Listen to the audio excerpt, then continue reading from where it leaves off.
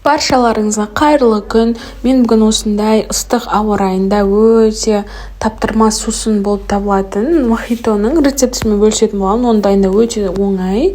Бізде жалпы сироп болса болғаны, оған осындай қалауыңыз бойынша жемістер, мұз, жалбыз және осындай мохито. Содан кейін газдалған сусын керек. Ол газдалған сусынға осындай сарыағаштың немесе спрайтты қолдансақ болады.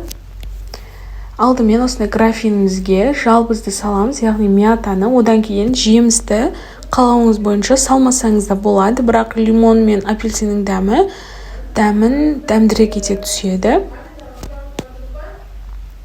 Одан кейін осындай мұзды саламыз, мұзды да қалауыңыз бойынша көп немесе аз салсаңыз болады.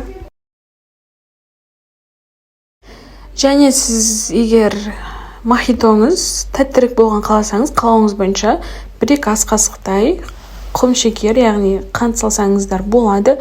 Одан кейін сиропты да көз мөлшерімен саламыз, шамамен 50-100 мл арасында болу керек. Тәттірек болғанын қаласаңыз көбірек қосасыз. Осыдан кейін салқын сарыағашты немесе спрайт сусынын қосамыз.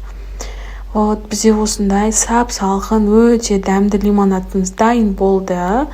Осындай керемет рецептерді алдағы уақытта тапқыларыңыз келсе, мені жоғалтып алмас үшін каналыма тіркеліп қойыңыздар. Мен әлі сіздерге пайдалы әрі дәмді таңғы астар және ыстық тағамдар түсіретін боламын. Сау болыңыздар.